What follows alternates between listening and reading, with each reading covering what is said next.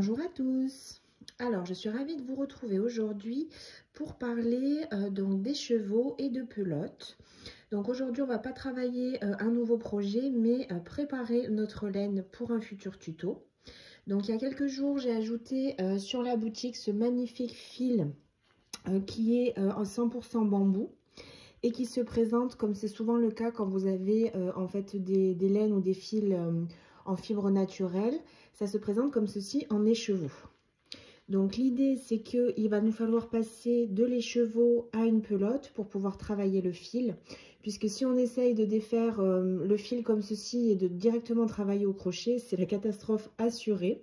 Donc pour ce type de fil, il faut voilà, préparer nos pelotes. Donc on va voir ensemble différentes choses donc à propos des écheveaux. Alors donc cet écheveau, on va commencer simplement par le défaire et ensuite vous avez plusieurs techniques pour pouvoir le transférer en pelote. Donc si vous avez l'habitude, peut-être celles qui font plus du tricot, de travailler avec des écheveaux, vous avez peut-être dû déjà investir dans du matériel. Donc le plus simple, on va dire, les outils et le matériel qui sont faits pour ça. Il y en a deux. Vous avez ce qu'on appelle un dévidoir. Donc je ne sais pas si vous voyez, c'est un grand parapluie, comme un grand parapluie qu'on trouve souvent en bois et qui permet en fait de maintenir, vous allez voir le cercle là qui compose les chevaux. Et ensuite, un petit bobinoir qui permet avec une petite manivelle de tourner et de réaliser une pelote. Donc moi j'ai pas à l'heure actuelle de dévidoir, j'ai un bobinoir, je m'en sers finalement comment dire, pour mes chutes de laine ou pour essayer de ranger un petit peu. J'en ai pas parce que j'utilise quand même rarement des écheveaux, donc pour l'instant j'ai pas vu l'utilité d'investir dans ce type d'outils, ça a forcément un certain coût. Et donc on va voir ensemble comment on peut faire pour, toujours pareil, faire notre pelote sans ce matériel dévidoir et bobinoir. Donc dans un premier temps, ce qu'il nous faut faire, c'est tout simplement, donc là je vais retirer l'étiquette, c'est défaire cette jolie tresse. Donc qui est bien entortillée pour la maintenir. Donc on essaye bien sûr de faire ça délicatement. Et on va venir donc l'ouvrir. Donc voilà ce que vous allez obtenir. Donc je vous conseille là vraiment de prendre le temps de bien passer les chevaux comme ceci dans vos doigts pour être sûr que les fils ne sont pas emmêlés. Donc vous avez plusieurs repères. Alors ça va dépendre ça des marques et du type d'écheveau que vous avez. Ici moi j'en ai deux. Donc vous avez ces petits fils qui sont, comment dire, dans le sens inverse de votre laine. Donc c'est ce qu'on appelle des piennes. En fonction des marques, vous pouvez en avoir plusieurs sur un même écheveau. Ici, j'en ai deux. Donc, j'ai celui-ci qui est placé en 8. Je ne sais pas si vous le verrez bien. En fait, il va séparer notre écheveau en deux et ça permet de maintenir la fibre en bonne place pour pas que ça s'en mêle. Donc, ça, c'est le premier. Et le second qui est ici. Celui-là, c'est c'est le plus important parce que vous voyez, il y a un petit nœud. Il y a un petit nœud ici et on voit qu'il y a le fil qui part vers les chevaux. Donc en fait, sur celui-ci, on a le début de notre pelote, tout simplement, de notre écheveau. Donc on va faire attention quand on va les défaire, ces piennes, pour voilà, pas emmêler le fil. Donc ce que je vous conseille de faire déjà dans un premier temps, c'est voilà, de bien mettre votre écheveau à plat. Être sûr que le fil n'est pas entortillé. Et on va pouvoir du coup, j'espère que vous verrez bien, on va pouvoir du coup parler des différentes techniques après pour faire notre pelote. Alors donc pour commencer à défaire notre laine, donc vous avez différentes techniques. À l'ancienne, moi je me rappelle de ma mère qui faisait ça ou de l'aider à faire ça.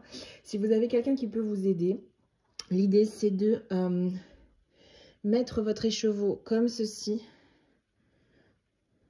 que quelqu'un vous le tienne comme ceci entre ses mains, assez tendu. et que vous puissiez du coup défaire les piènes et au fur et à mesure attraper votre fil et l'enrouler pour faire votre pelote. Alors ça, c'est pas toujours évident parce qu'on n'a pas toujours quelqu'un sous la main qui est d'accord et qui a envie de prendre le temps de faire ça. Donc vous pouvez sinon mettre deux supports, on va dire ici des bouteilles d'eau ou comment dire, je sais pas, peut-être un vase ou quelque chose qui a quand même un certain poids. Donc en mettre un ici de ce côté et un ici de l'autre côté. L'idée, c'est de maintenir les chevaux, comment dire, en cercle comme ça, bien disposés, le temps qu'en fait qu'on déroule le fil pour l'enrouler sur notre pelote. Alors donc ma technique à moi, c'est de venir utiliser mon mannequin de couture et donc de placer les chevaux, vous le voyez, comme un collier. Donc je l'ai placé pareil délicatement, en faisant attention que les fils ne s'en mêlent pas. Avec donc la pienne où on a le nœud, comme je vous l'ai dit, qui est le début en fait de l'écheveau, je l'ai mis en haut. Et l'autre du coup sur le bas. Si vous n'avez pas de mannequin, ça m'est déjà arrivé une fois de le faire sur moi, donc de mettre mon écheveau autour du cou comme un collier. Et au fur et à mesure, après, on va défaire donc l'écheveau pour la pelote. Une fois que l'écheveau est en place, on va simplement couper donc ici sur le bas la première pienne qui était en 8 et sur le haut la deuxième pienne qui était avec le petit nœud. Voilà. Ensuite, donc, on va faire attention parce que du coup, sur la pienne du bas, on a un fil qui est quand même relié à notre écheveau et c'était la même chose sur celle du haut. Donc il va falloir que vous trouviez, ça se trouve assez facilement, je vais vous montrer, comment dire, quel fil semble comment dire, être plus le début de votre écheveau. C'est-à-dire que celui du bas ici, qui était noué en bas, vous voyez, quand j'essaye de commencer à tirer le fil, on voit tout de suite là que ça retient. Alors que si on prend celui que je viens de couper qui était en haut, donc toujours avec le petit nœud, on voit, vous voyez que le fil, il vient, je ne vais pas dire tout seul, mais il vient presque tout seul et il commence à se dérouler très facilement. Donc, on va commencer à bobiner avec le fil du haut, celui qui vient le plus facilement des deux, si vous avez un doute. Ou si vous travaillez du coup avec cette laine création, celui où vous aviez le nœud et qui n'était pas, comment dire, qui n'était pas attaché, je vais y arriver en 8. Donc une fois qu'on a le fil de départ, soit vous avez le bobinoir, vous allez prendre ce morceau et l'attacher à votre bobinoir et commencer à tourner la petite manivelle pour faire votre bobine. Sinon, on va commencer à le faire à la main, tout simplement. Donc on peut faire comme ceci, commencer à tourner. Donc moi j'écarte toujours un petit peu les doigts parce que sinon après on resserre et puis on se comprime les doigts. On n'arrive plus forcément à retirer notre main. Et en fait, là commence un travail de patience. C'est pas si long, mais il faut quand même prendre le temps de le faire. Donc, comment dire, je récupère mon fil au fur et à mesure, doucement, sans tirer, mais vous voyez que ça vient tout seul. Et au fur et à mesure, donc, je l'enveloppe autour de mes doigts.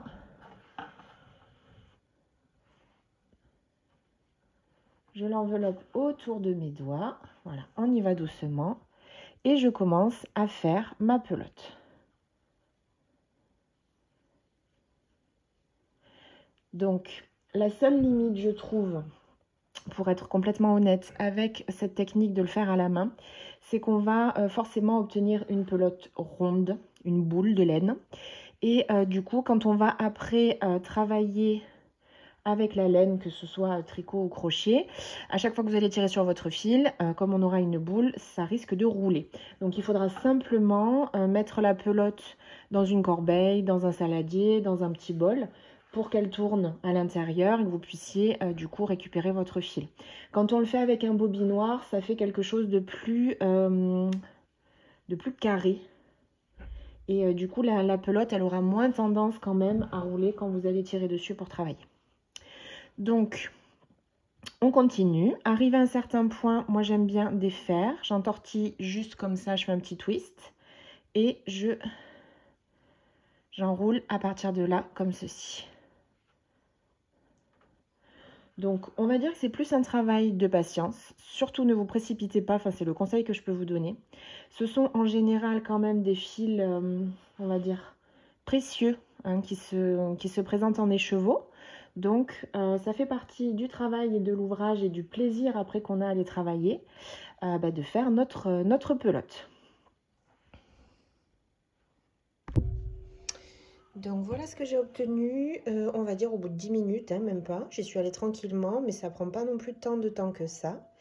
Et donc voilà, j'ai ma jolie boule de laine. Donc comme je vous disais, après pour travailler, je vais prendre voilà, un saladier, un récipient. Comme ça, quand je vais tirer ma laine pour travailler, la bobine, la pelote, elle va se promener dans mon récipient et du coup, je ne serai pas embêtée pour travailler confortablement mon projet. Donc voilà, j'espère que cette petite vidéo vous aura plu. C'était pour moi important quand même d'en parler pour que vous puissiez utiliser ce fil qui est vraiment magnifique et de pouvoir l'utiliser bien confortablement et de faire des magnifiques projets. Donc je vais utiliser ce fil pour le prochain tuto que vous devriez avoir en ligne, je pense, dès demain. Voilà, à bientôt!